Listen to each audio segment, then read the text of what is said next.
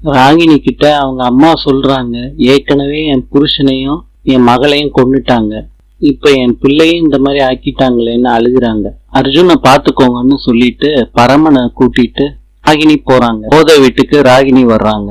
அவர் இருக்காரா செத்துட்டாரான்னு பாக்குறதுக்கு போறீங்களா அப்படின்னு கேக்குறாங்க. இப்ப அவன் எப்படி இருக்கான்னு தமிழ் கேக்குறாரு. அண்ணன் செய்யறதெல்லாம் செஞ்சுட்டு இப்ப விசாரிக்கிறியா? நான் சும்மா விட மாட்டேன்னு தமிழோட சட்டையை பிடிக்கிறாங்க ராகினி. எல்லாரும் தடுத்து நிப்பாட்டுறாங்க. இந்த வளகாப்புக்கு நான் போவேணான்னு அர்ஜுன் கிட்ட சொன்னேன். அவர் தான் சொன்னாரு, நம்ம குடும்ப ஃபங்க்ஷன், நம்ம போகாம இருக்க கூடாதுன்னு தான் கூட்டிட்டு வந்தாரு. விஷம் கொடுக்க வந்தாருன்னு சொல்லிட்டு அந்த அடி அடிச்சிருக்காரு அர்ஜுன. இப்ப அவரு கோமா நிலைமையில இருக்காரு. நானும் என் குழந்தையும் இப்ப என்ன பண்ணுவோம்? பரமன் சொல்றாரு, எல்லாத்துக்கும் தமிழ் தான் காரணம்னு சொல்றாரு. தமிழ் சொல்றாரு, நான் அடிச்சதுனாலலாம் எதுவும் ஆகல, இதுக்கு பின்னாடி வேற என்னமாவது இருக்கும்.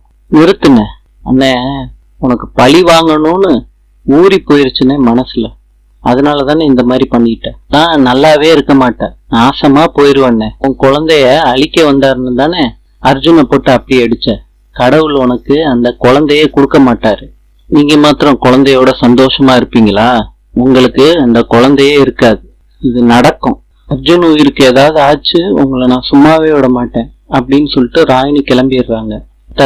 அர்ஜுன் நல்லாதான் இருக்காரு, அப்படிதான் அத்தை நம்ம நம்பணும். அத்தை நம்ம சகஜமா பேசணும் அர்ஜுன் கிட்ட. பரமன் மனசுக்குள்ள நினைச்சுக்கிட்டு இருக்காரு, இந்த பொண்ணு பேசி பேசியே எழுப்பி விட்டுரும் போல இருக்கே அர்ஜுனை, இவனை எந்திரிக்க விடக்கூடாது. சரியான நேரம் வர்றப்ப அர்ஜுன் கதையை முடிக்க வேண்டியதான்.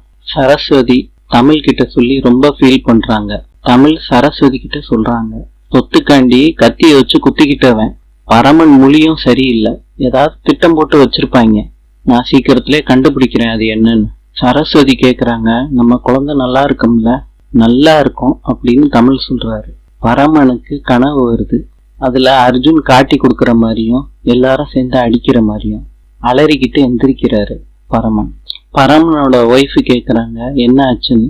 கோயில்ல அடிச்சாங்கல்ல, அது எனக்கு கனவா வந்துருச்சு, அதனாலதான் அடிக்காதீங்கன்னு சொன்னேன் அப்படின்னு சொல்றாரு பரமன். ராகினி சொல்றாங்க, அர்ஜுன் கை அசையுதுன்னு எல்லார்கிட்டையும் சொல்றாங்க. எல்லாரும் அர்ஜுன் கிட்ட பேசி பாக்குறாங்க. ராகினி சொல்றாங்க, அவருக்கு ஐபால்லாம் மூமெண்ட்ல தான் இருக்கு, நம்ம பேசுறதெல்லாம் அவருக்கு கேட்கும் அப்படின்னு சொல்றாங்க. அப்பனா மாப்பிள்ளை எந்திரிக்க மாட்டானா?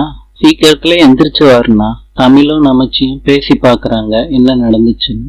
நமச்சி தமிழ் கிட்ட சொல்றாங்க, கார்ல போகும்போது எப்படி ரத்தம் வந்திருக்கும், கார்ல போறதுக்கு முன்னாடி ஏதாவது நடந்திருக்கும்னு தமிழ் சொல்றாரு. நமச்சி சொல்லியிருக்காங்க, வேற யாராவது அடிச்சிருப்பாங்களோ? அடிச்சிருந்தா பரமன் சொல்லியிருப்பான்ல.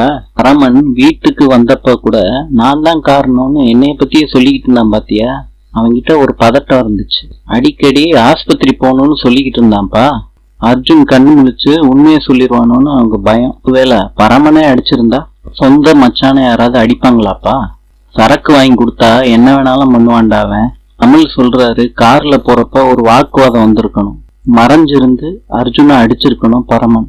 பரமன் கிட்ட தெரியாத நம்பர்ல இருந்து கால் பண்ணா உண்மையை வாங்கிடலாம். இந்த நம்பர்ல இருந்து கால் பண்ணி உன் குரலை மாத்தி அப்படியே அவன்கிட்ட பேசு, நான் சொல்ற மாதிரி. பரமன் மேல தப்பு இருந்தா கண்டிப்பா மாட்டுவான். நீ பண்ணு. நாளை பார்க்கலாம். இன்று